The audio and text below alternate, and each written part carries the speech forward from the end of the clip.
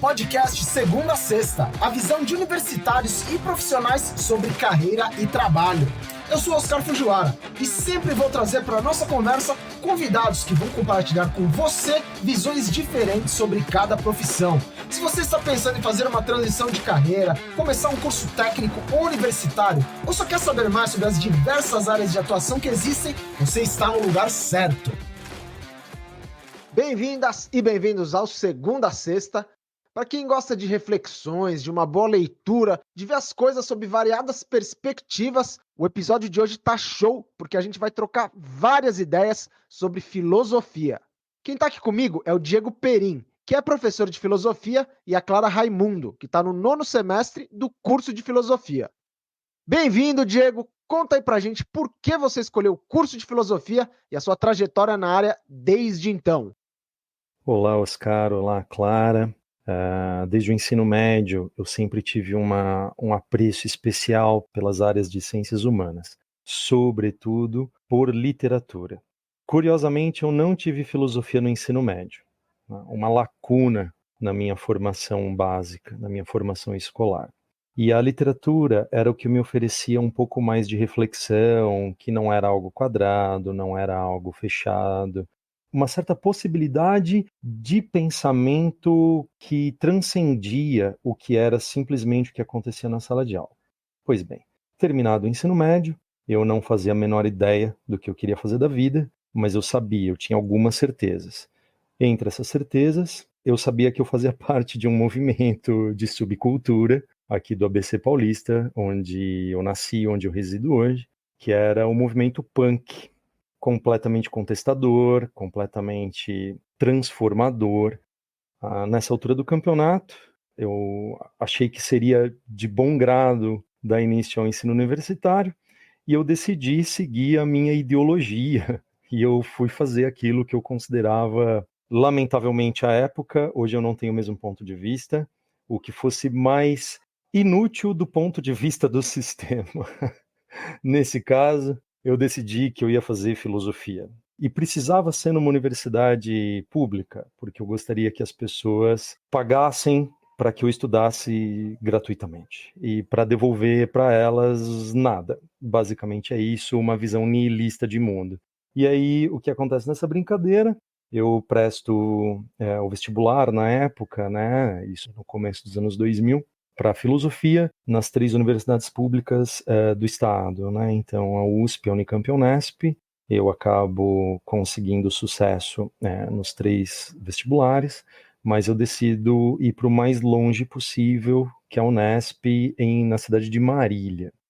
Lá eu faço a minha graduação, sempre com o ponto de vista de que realmente eu estou no caminho certo, aqui eu estou aprendendo coisas que não servem para nada, e fui fazer meu bacharelado e continuei engajado na minha ideologia, até que chega um determinado momento que eu fui fazer a minha licenciatura e precisei fazer um negócio chamado estágio supervisionado. Eu entro pela primeira vez na sala de aula, e aí foi o ponto de não retorno, sabe? Foi o ponto de, olha, a partir daqui eu não sei mais se eu consigo sustentar aquela ideologia que me trouxe até aqui, né? Os sonhos que me trouxeram até aqui de ser um revolucionário e essas coisas todas, né? Já não estão servindo mais. Eu lembro até hoje, sabe?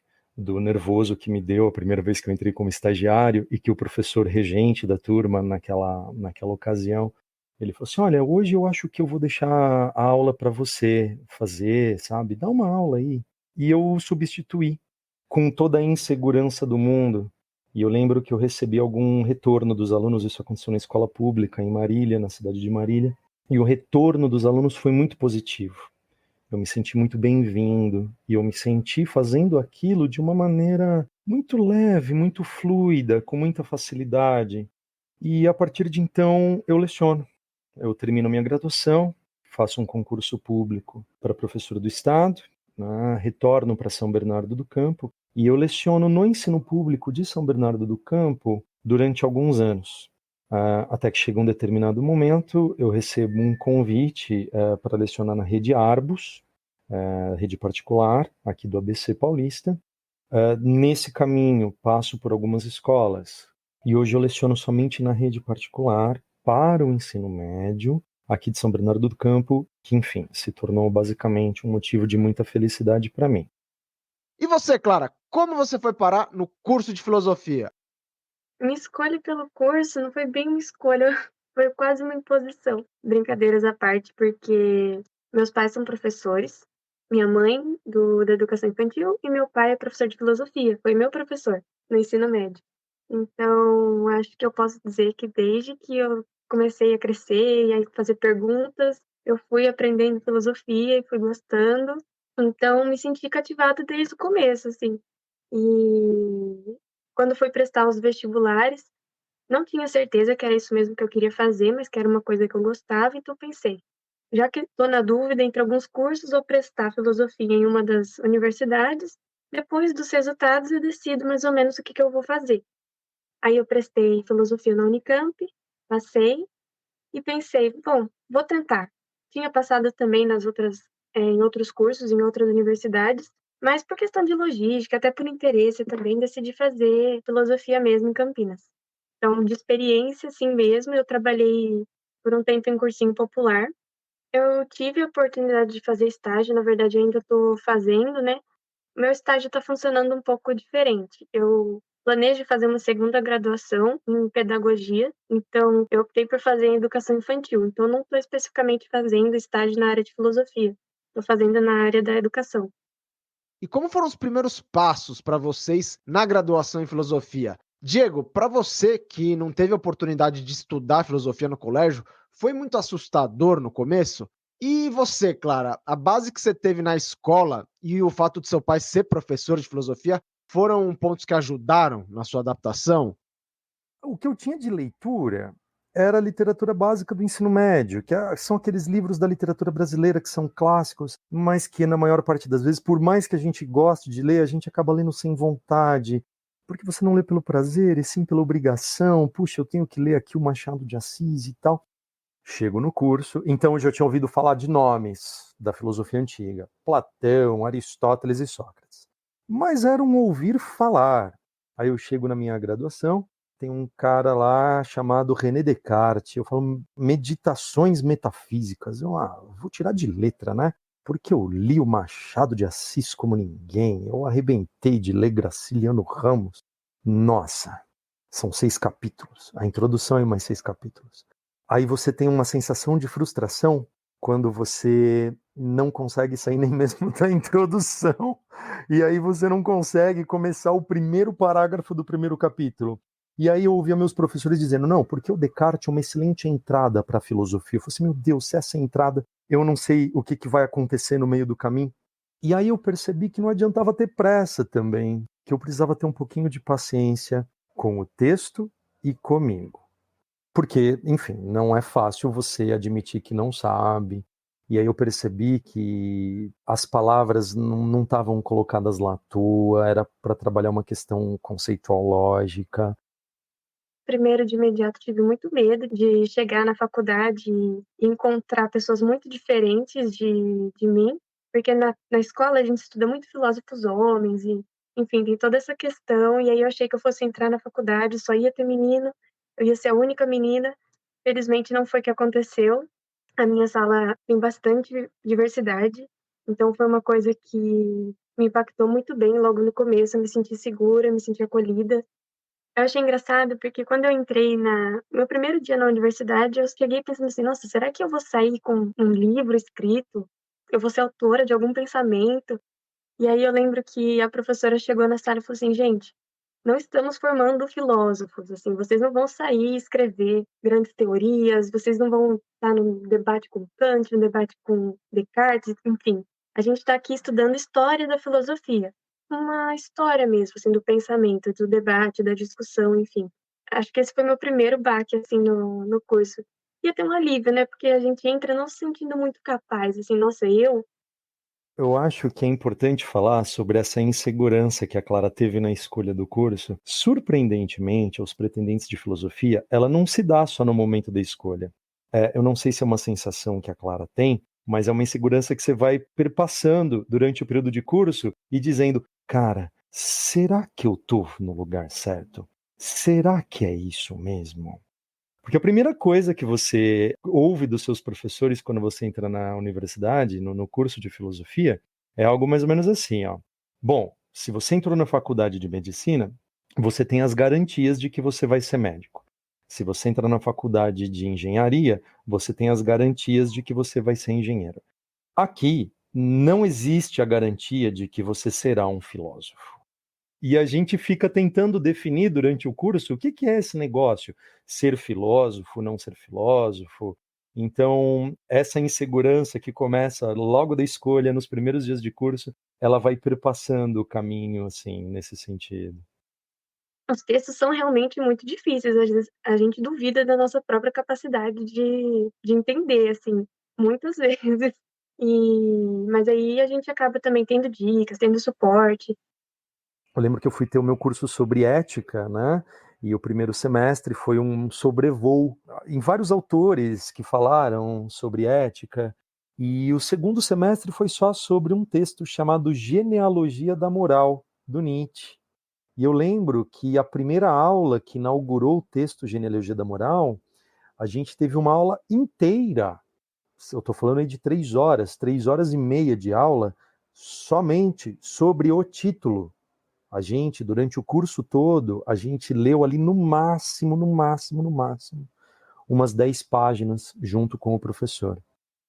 Quando eu cheguei, tive 2 disciplinas principais, que é Introdução à Filosofia e Redação Filosófica. E a gente aprende um pouco técnicas de leitura e de escrita, e nas técnicas de leitura foi passado para a gente uma coisa muito importante para entender um texto, ou entender o máximo possível um texto, é fichar esse texto. Fazer uma explicação para você mesmo dos argumentos, da estrutura, e para isso você tem que ter lido esse texto muitas vezes, para essa estrutura, essa argumentação estar bem clara. Meu primeiro choque foi esse: nossa, não vou ler o texto 1, 2 vezes? Não. Vai ler um parágrafo o mês inteiro e lute para entender, porque é difícil, sim. Não querendo também fazer dos textos monstros. Nós somos humanos, humanos escreveram isso, somos capazes de entender. Tinha um professor de filosofia política, que foi meu orientador de mestrado, ele falava assim, filosofia a gente não lê, e a gente não relê, a gente treslê. A gente lê seguidas e seguidas e seguidas e seguidas vezes, admitindo que a gente pode se sentir ignorante, admitindo que você tem que ter maturidade o suficiente para perceber que você ainda não entendeu o texto. Então, o preciosismo com os textos no curso de filosofia, eles são tratados como ouro. A gente os garimpa. Eles são as nossas pedras preciosas. A cada leitura que você entra e que você está relendo pela 20ª, 30ª, enésima vez, o texto ele continua dialogando contigo. Ele continua te revelando coisas. E a gente também tem que entender que esses textos são um pouquinho mais difíceis, um pouquinho, estou sendo bem generoso e gentil, porque eles são muito complicados às vezes, porque os autores, os filósofos, eles estão tentando dar conta de coisas que são muito complexas. E não dá para você dar conta de uma coisa que é muito complexa com vocabulário tranquilo, com vocabulário simples. Clara, aproveitando que você mencionou que os alunos de filosofia também desenvolvem a técnica de escrita durante o curso, essa escrita é muito desafiadora também, muito diferente daquilo que a gente está acostumado no ensino médio? E, inclusive, quando eu entrei, comecei a participar de um grupo de escrita. Uma coisa muito legal e engraçada da filosofia é que, além da dificuldade de ler, existe a dificuldade de escrever filosoficamente. É uma coisa bizarra, muito diferente do que a gente está acostumado, principalmente quando está tentando prestar o vestibular. Dissertação argumentativa em 30 linhas, né? A dissertação filosófica, meus trabalhos devem ter 10 páginas, 12 páginas, assim. E existe uma construção argumentativa ali que a gente precisa aprender com bastante cuidado. E eu lembro que eu entreguei o meu primeiro trabalho da universidade e ele tinha 8 páginas. E aí o meu professor, na época, me devolve o meu trabalho com o seguinte comentário na capa. Além do meu trabalho todo rabiscado, eu tive a impressão de que eu não sabia escrever. E ele me devolve assim o trabalho. Ok, agora me entregue um trabalho. Então, é frustrante, mas ele não é uma regra. esse tipo de professor, esse tipo de didática, ela não é uma regra. Todos os professores da universidade na qual cursei a Unesp foram extremamente generosos, extremamente acessíveis, sempre deram todo o apoio para as pessoas da minha turma, para mim. Então, a gente não tem essa sensação de estar abandonado no curso. É que no momento que você senta sozinho para ler o texto, você acaba criando calo na região glútea, né? Porque uma boa parte do curso se faz na biblioteca. Você às vezes tem essa pequena sensação de eu não estou compreendendo e eu acho que eu não vou dar conta de ler esse texto. Mas você sempre vai encontrar essas pessoas que são extremamente acessíveis às nossas angústias. Existe muito esse amparo, pelo menos a experiência que eu tive foi de bastante cuidado, assim, com quem estava chegando, de não assustar, até porque a gente sabe que filosofia não é um curso que cativa todo mundo. E na minha faculdade, especificamente, tem bastante desistência. Então, existe um cuidado com quem está ali, sabe? Vamos continuar o curso, não é impossível, tá tudo bem. Você não vai ler o texto, não entender e ficar sozinho nessa, assim. Tem as discussões em sala, e os professores são muito compreensíveis quanto às dúvidas, porque são filósofos, eles sabem que as dúvidas é o que mais vão existir ali dentro do curso. Então, tem esse amparo. E na filosofia existe toda a questão não apenas dos autores principais. Existem os comentadores desses autores que acabam, de certa forma, são pessoas que passaram suas vidas estudando somente um ou dois autores e que acabam facilitando também a nossa construção de conceitos nesses autores principais. E, gente, é tranquilo para administrar todos os textos que todos os professores vão passando? Ou é uma tarefa meio que impossível, que só vai acumulando e acumulando? É bem possível, assim, de ler, de reler durante a semana, não é uma tarefa muito impossível, ainda mais se a pessoa é bem disciplinada, assim, dá para fazer um cronograma legal de estudos, assim, que ajuda bastante.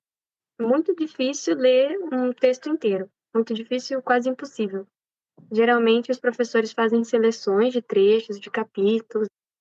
É sempre muito importante você ter a leitura prévia, você já entrar na aula, a par da discussão, mesmo que você não tenha compreendido. Porque os professores, às vezes, da graduação, eles acabam te dando as chaves para você abrir as portas do texto, né? E isso é muito importante. Tem professores que me assustaram um pouco porque chegaram a passar 50, 60 páginas para ler numa semana, e às vezes de textos em outra língua. Isso é uma coisa legal de ressaltar também, porque os professores pedem no máximo possível que a gente leia os textos na sua língua original, porque existem conceitos que existem em outras línguas que não tem na nossa. Então é importante para conseguir extrair o máximo do texto, né? Então, assim, sempre buscar esses cursos de linguagem instrumental. A maioria das universidades já oferece isso, é gratuito, né, na universidade pública. Então, francês instrumental, alemão instrumental, inglês instrumental, não para que você se torne um falante desta língua, mas para que você consiga ler minimamente os textos e tentar lê-lo na língua original. Os textos são muito grandes dentro de si mesmos, assim, é possível ter várias interpretações, várias. O texto consegue crescer muito a partir do debate depois também, nas aulas. E a gente da filosofia, a gente não tinha essa quantidade exorbitante de textos. Nunca foi a quantidade, sempre foi a qualidade da leitura. Por ser muito questionadora, fazer muitas provocações, né? De que maneira a filosofia e o curso também, né, transformaram o jeito de vocês de agir, de pensar, de olhar o mundo também? A filosofia, ela se transforma, para mim, quando eu começo a percebê-la como um instrumento de mudança de mundo. Então, hoje eu olho para a filosofia como uma ferramenta que me faz pensar sobre a realidade com a intenção de transformar essa realidade. Isso sem contar, por exemplo, com toda a riqueza cultural que a filosofia me trouxe. Então eu lembro que na graduação de filosofia foi a primeira vez que eu ouvi música erudita, porque eu estava lá no curso de estética e um professor tocou lá um pedacinho de música erudita pra gente. Eu não tinha ouvido, simplesmente não tinha ouvido. Foi a primeira vez que eu ouvi jazz. Foi a primeira vez que eu pisei numa sala de espetáculos, no teatro, por exemplo. Isso sem contar, né, sobre todos os movimentos internos, de angústias que se transformam em confortos, de confortos que se transformam em angústias. É engraçado, mas às vezes a gente começa a agir filosoficamente, assim, coisas que a gente aprende no curso, a gente começa a aplicar de uma maneira muito natural, assim, sabe? Uma vez, por exemplo, eu queria comer, estava doida para comer comida japonesa. Eu não gosto de gastar muito, então peguei só um temaki. E aí eu tinha vontade de pegar mais um, mas eu falei, não, o mesmo temaki que eu comi não vai ser o que eu vou comer pela segunda vez. Não vai ser a mesma coisa. E não comprei o segundo temaki. É um exemplo bobo, assim, mas como as nossas atitudes vão se modificando, sabe? Nas pequenas coisas. Então, eu acho que a gente vai incorporando muitas das coisas que a gente aprende, eticamente, moralmente, enfim, politicamente, e a gente vai se modificando ao longo do curso, assim. Os textos, às vezes alguns bem mais antigos do que a gente nesse planeta, já estão aqui há muito mais tempo do que a gente, eles acabam fazendo com que a gente faça leituras sobre a nossa realidade atual, sem praticar anacronismos. A gente compreende boa parte da nossa realidade hoje, a gente consegue pensar sobre a nossa realidade e, se possível, transformar a nossa realidade a partir desses textos. E que livros, que obras vocês costumam indicar para quem quer começar a conhecer um pouquinho mais do mundo da filosofia, que podem dar aí uma pequena ideia do que pode vir pela frente na graduação, para a pessoa daí sentir um pouco se vai gostar ou não de fazer o curso, né? Primeiro eu li o Mundo de Sofia, que na verdade é um romance, né? Foi uma porta de entrada até para muitos colegas meus, leram também esse livro, acharam interessante a partir daí, foram lendo outras coisas. O que eu penso, né? O Mundo de Sofia é uma indicação ao concurso, assim, né? Não tem igual. Para uma primeira entrada no mundo da filosofia, esse livro ele é muito legal. Eu costumo indicar sempre manuais de filosofia. Eles dão boas referências de leitura. Então, o meu preferido é o Convite à Filosofia, da Marilyn Chauí. Ele parece um livro didático, né? Ele é gigante, você não precisa ler ele inteiro. Ela vai te colocar algumas indagações, ela vai te colocar ali alguns questionamentos, e que eu consideraria muito interessante como introdução. Eu só acrescentaria, assim, que eu acho muito interessante quando a gente começa pelas nossas curiosidades naturais. Existe metafísica, ética, filosofia política, filosofia da lógica, existem várias sub-áreas, assim, dentro da filosofia, e tem um livro bem legal que fala sobre todas elas, que chama Filosofia, uma introdução por disciplinas.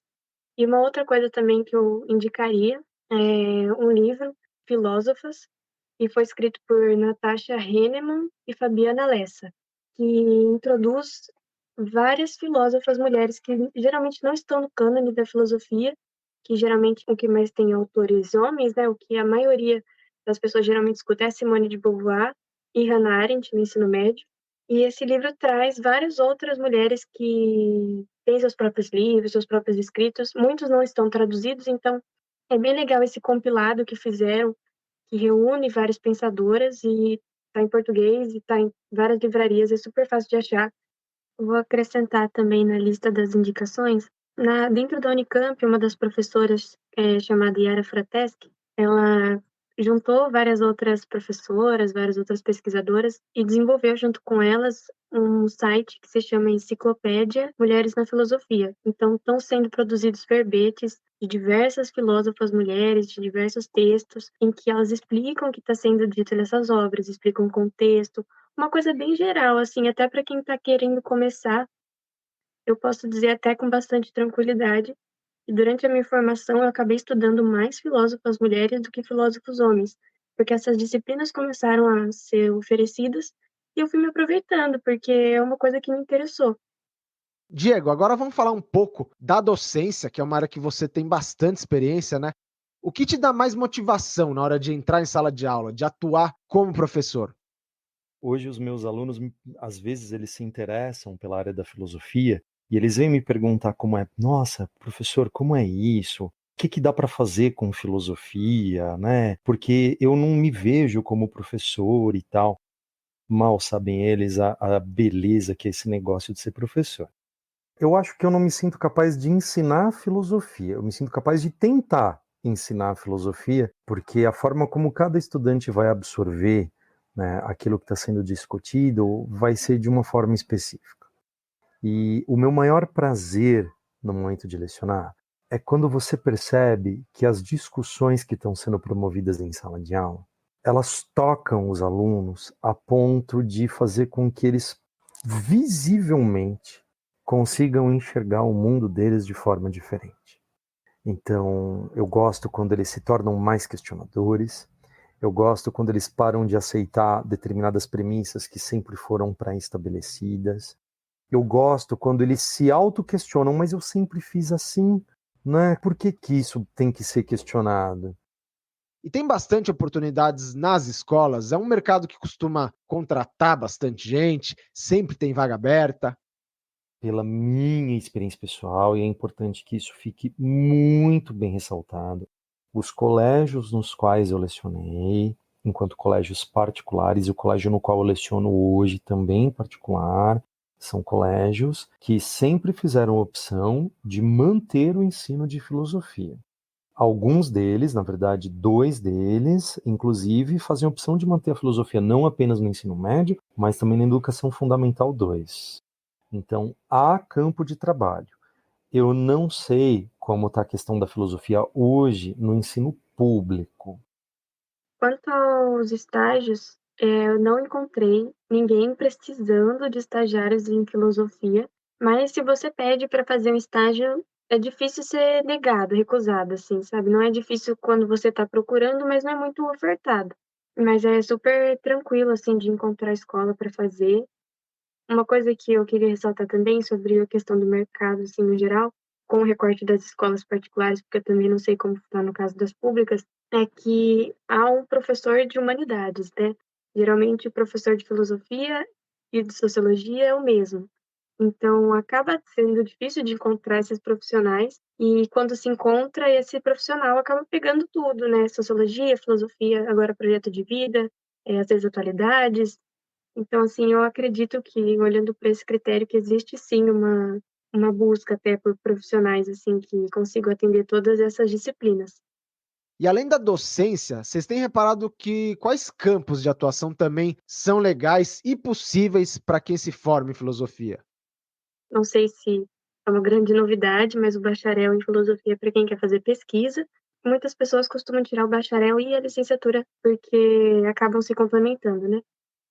O curso de filosofia te coloca em debate com tanta coisa, com tantas visões de mundo, que às vezes coincidem, às vezes são divergentes, que fazem com que você não necessariamente se atenha somente ao curso de filosofia. Durante o curso de filosofia, eu entro em contato com alguns autores que citavam uma coisinha chamada psicanálise, e eu não sabia que negócio era esse. E aí, terminada a minha graduação, eu vou me informar sobre a psicanálise, e o curso de filosofia me possibilitou também fazer uma formação em psicanálise. Então, além de lecionar no ensino médio, que eu faço com muita paixão, eu também sou psicanalista, e eu tenho isso, e eu tenho essa abordagem psicanalítica justamente porque o curso de filosofia me ampliou esses horizontes, nas suas leituras difíceis, nas inseguranças que a gente tem durante o curso. Então, esse diálogo extremamente possível da filosofia com várias outras áreas do conhecimento humano é algo enriquecedor desse tipo de graduação.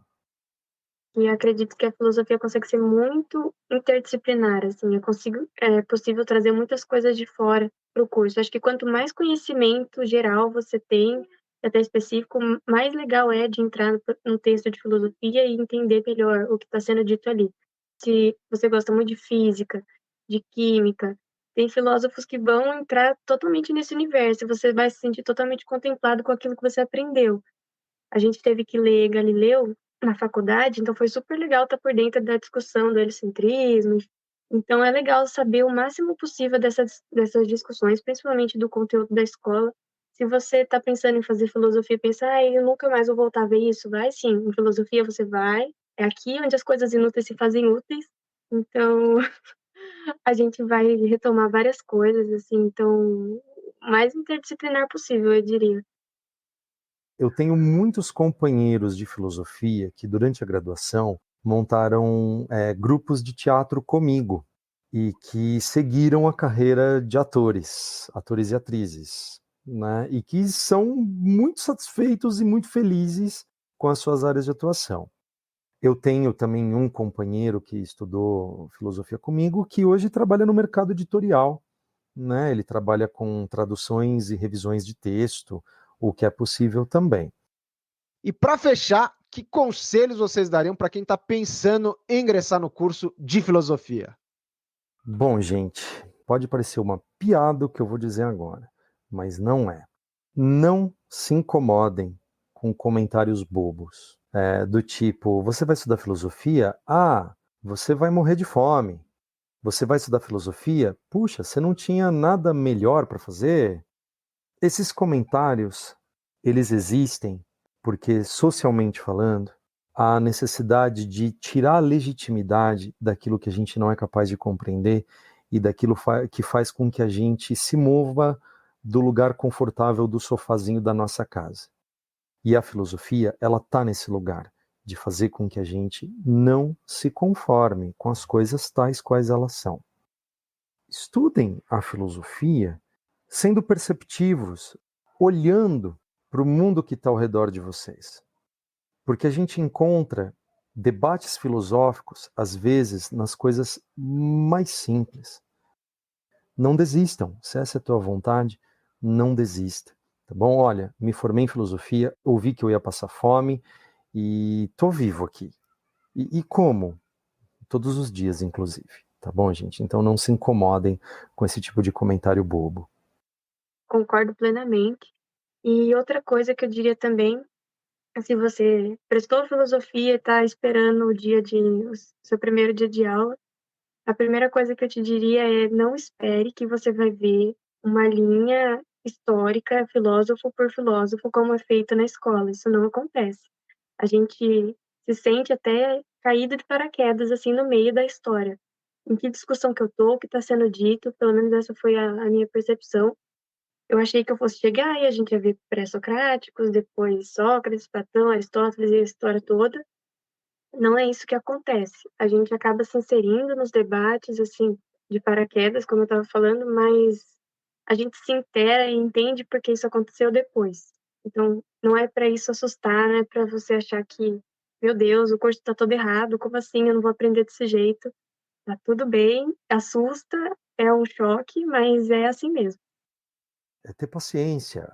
Foi difícil você se alfabetizar, aprender lá as vogais e depois as consoantes, e aí misturar a vogal com a consoante. É difícil, foi um caminho dolorido, foi um caminho de um certo sofrimento, você não queria ir para a escola, e estava tudo bem, porque era difícil, né? Era chato aprender isso.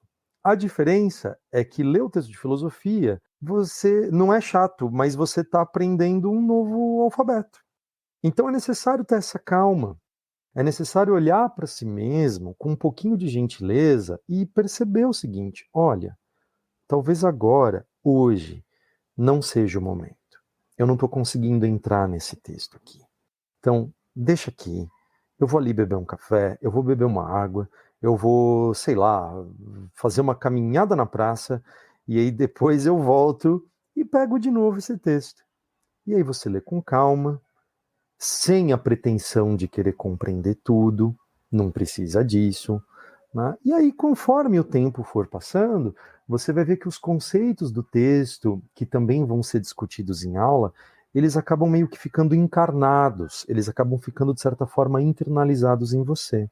Então, acho que essa dica também é super importante aí para quem tiver com esse tipo de pensamento. Diego, Clara, muito obrigado pelo bate-papo. Tenho certeza de que vocês desmistificaram muita coisa relacionada à filosofia aqui hoje, principalmente para quem não conhecia muito bem o curso. essa conversa de hoje foi esclarecedora demais. Muito obrigado para você que acompanhou a gente e aproveita para mandar esse episódio para mais gente que quer conhecer um pouco mais do curso e da carreira em filosofia. Em breve eu volto com mais episódios novos aqui no Segunda a Sexta, então a gente se encontra por aqui, beleza? Um grande abraço e até a próxima! Esse foi o podcast Segunda a Sexta, a visão de universitários e profissionais sobre carreira e trabalho.